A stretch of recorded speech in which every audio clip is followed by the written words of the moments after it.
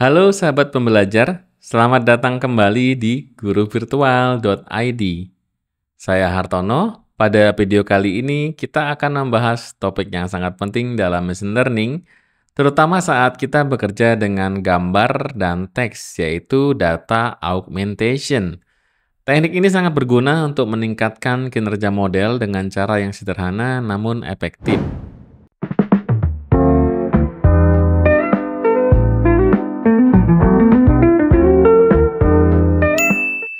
Sahabat pembelajar, apa sebenarnya data augmentation itu? Secara sederhana, data augmentation adalah teknik untuk memperbesar atau memperluas dataset dengan membuat variasi dari data yang asli. Dalam banyak kasus, data yang kita miliki mungkin terbatas, tetapi dengan data augmentation, kita bisa meningkatkan variasi data tanpa harus mengumpulkan data yang baru. Biasanya, teknik ini digunakan dalam data dalam bentuk gambar dan teks, di mana kita bisa membuat modifikasi kecil pada data untuk menciptakan dataset yang lebih besar dan lebih beragam. Oleh karena itu, mengapa sih data augmentation ini penting? Mengapa data augmentation sangat penting? Karena di banyak kasus machine learning, terutama dalam pengenalan gambar atau pengolahan teks, model membutuhkan data dalam jumlah besar untuk belajar dengan baik. Namun, tentunya mengumpulkan data dalam skala besar bisa sangat mahal atau sulit untuk kita lakukan. Teknik ini menjadi sangat penting karena dapat membantu dalam menghindari overfitting. Jika model dilatih hanya dengan data yang terbatas dan berulang, model mungkin akan belajar hanya dari pola-pola spesifik dalam data tersebut dan tidak bisa bekerja dengan baik pada data baru. Dengan data augmentation, kita bisa memperkenalkan lebih banyak variasi dalam data yang membuat model lebih generalisasi atau lebih komprehensif dalam memahami data. Bagaimana cara kerja data augmentation? Pada dasarnya, kita memodifikasi data asli dengan berbagai transformasi atau manipulasi. Mari saya berikan beberapa contoh. Untuk data gambar, beberapa teknik yang sering digunakan adalah yang pertama rotasi, yaitu memutar gambar pada sudut yang berbeda. Kedua adalah flip, membalik gambar secara horizontal atau vertikal.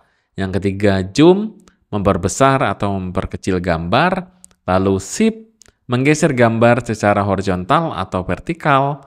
Kemudian noise addition, menambahkan noise atau gangguan acak pada gambar untuk membuat lebih bervariasi. Sedangkan untuk data teks, teknik augmentasi mungkin melibatkan, misalnya yang pertama adalah synonym replacement atau mengganti kata dalam teks dengan sinonimnya. Lalu random insertion, menambahkan kata secara acak dalam kalimat. Berikutnya, shuffle word, mengacak urutan kata dalam kalimat tetapi tetap menjaga makna kalimat. Lalu, contoh dari data augmentation seperti apa? Sebagai contoh, jika kita memiliki dataset gambar kucing, kita bisa membuat variasi dari gambar tersebut dengan menggunakan beberapa teknik yang sudah disebutkan tadi. Misalnya, kita bisa merotate atau memutar gambar kucing 30 derajat, memperbesar atau memperkecil gambar, atau menambahkan noise atau gangguan dalam gambar. Dengan cara ini, kita bisa mengubah dataset kecil menjadi dataset yang jauh lebih besar tanpa harus mengambil gambar yang baru. Teknik ini juga bisa diterapkan dalam pengenalan suara, di mana kita bisa memperpanjang atau mempercepat rekaman suara, atau menambahkan noise untuk membuat variasi-variasi pada data. Tentunya, metode ini memiliki keuntungan dan juga keterbatasan. Data augmentation memiliki beberapa keuntungan. Keuntungan utama dari data augmentation adalah kemampuannya memperluas dataset secara efisien. Hal ini tentunya sangat membantu dalam situasi di mana data sulit untuk didapatkan, seperti dalam tugas-tugas pengenalan gambar atau suara. Dengan membuat variasi dari data yang ada, kita dapat mengurangi kemungkinan model menjadi overfit. Namun, berbicara tentang keterbatasannya, ada beberapa keterbatasan. Misalnya, tidak semua tipe data dapat dengan mudah di-augment. Misalnya, data numerik atau data yang sangat sensitif terhadap perubahan mungkin tidak cocok untuk augmentasi. Selain itu, ada risiko bahwa augmentasi yang berlebihan bisa membuat data tidak lagi mewakili kasus nyata, sehingga membuat model lebih sulit untuk belajar dari data asli. Terkait dengan hal tersebut, lalu kapan kita harus menggunakan data augmentation? Teknik ini paling berguna ketika kita bekerja dengan data yang terbatas, terutama pada data-data tugas, pengenalan gambar, terutama pada tugas-tugas pengenalan gambar, suara, atau teks. Jika kita memiliki dataset kecil dan kita tidak dapat mengumpulkan lebih banyak data, augmentasi bisa menjadi solusi yang sangat efektif.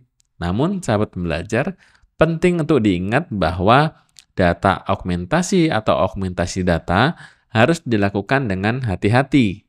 Kita harus memastikan bahwa data yang di-augment tetap realistis dan mewakili variasi yang mungkin terjadi di dunia nyata. Jadi, data augmentation adalah teknik yang sangat berguna untuk memperbesar dan memperluas dataset, terutama dalam tugas-tugas seperti pengenalan gambar dan teks. Teknik ini membantu kita membuat model machine learning lebih kuat, lebih akurat, dan lebih generalisasi terhadap data yang baru. Terima kasih sudah menonton video ini. Jangan lupa untuk like, subscribe, dan bagikan video ini kepada teman-teman kalian. Sampai jumpa di video berikutnya. Saya Hartono, salam semangat dari kami, guruvirtual.id.